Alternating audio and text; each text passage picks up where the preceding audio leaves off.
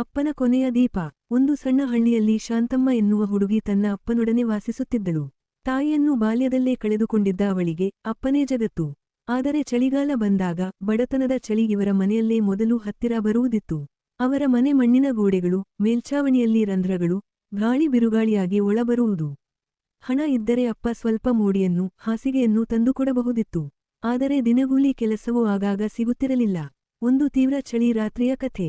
ಆ ರಾತ್ರಿ ಹಳ್ಳಿಯೆಲ್ಲ ಹಿಮಗಾಳಿಯಲ್ಲಿ ನಡುಗುತ್ತಿತ್ತು. ಶಾಂತಮ್ಮ ಕಣ್ಣೀರಿನಿಂದ ಕೇಳಿದಳು, ಅಪ್ಪ, ಚಳಿ ಬಹಳ ಜಾಸ್ತಿ, ನಿನಗೆ ಏಕೆ ಹಾಸಿಗೆ ಇಲ್ಲ? ಅಪ್ಪ ನಗುತ್ತಾನೆ ತಮ್ಮ ಹಾಳಾದ ಕಂಬಳಿಯನ್ನು ಅವಳ ಮೇಲೆ ಹಾಕಿದ. ನನಗೇನು ಚಳಿ ಅನಿಸುವುದಿಲ್ಲ ಮಗಳೇ, ನೀನು ಬಿಸಿ ಇದ್ದರೆ ಸಾಕು. ಆದರೆ ಅವನ ಕೈಗಳು ನಡುಗುತ್ತಿದವು. ಕಿಟಕಿಯ ಕಡ್ಡಿ ತುಂಡಾದರೂ ಮುಚ್ಚಲು ಏನೂ ಇರಲಿಲ್ಲ. ಅಪ್ಪ ತಕ್ಷಣ ಮಣ್ಣಿನಿಂದ ಒಂದು ಪುಟ್ಟ ದೀಪ ಮಾಡಿದರು. ತೆಂಗಿನ ಎಣ್ಣೆ ಕೂಡ ಕೊನೆಯ ಹನಿಗಳು.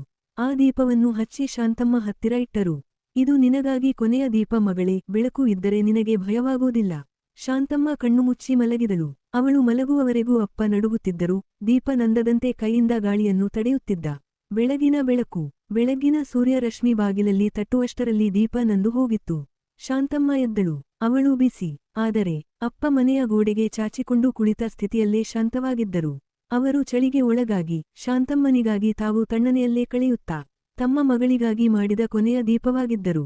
ಮಾರ್ಮಿಗೆ. ಹಳ್ಳಿಯವರು ಶಾಂತಮ್ಮನನ್ನು ನೋಡಿಕೊಂಡರು. ಆಕೆ ಪ್ರತಿ ವರ್ಷ ಚಳಿಗಾಲದಲ್ಲಿ ಒಂದು ದೀಪ ಹಚ್ಚುತ್ತಾಳೆ. ಈ ದೀಪ ನನ್ನ ಅಪ್ಪನ ಪ್ರೀತಿ ಎಂದು ಹೇಳುವಳು. ಅವಳಿಗೆ ದೀಪ ಬೆಳಕು ಕೊಡುವುದಿಲ್ಲ. ಅವರ ಪ್ರೀತಿ ಜೀವನವಿಡೀ ಅವಳನ್ನು ಬಿಸಿ ಹಿಡಿದಿತ್ತು.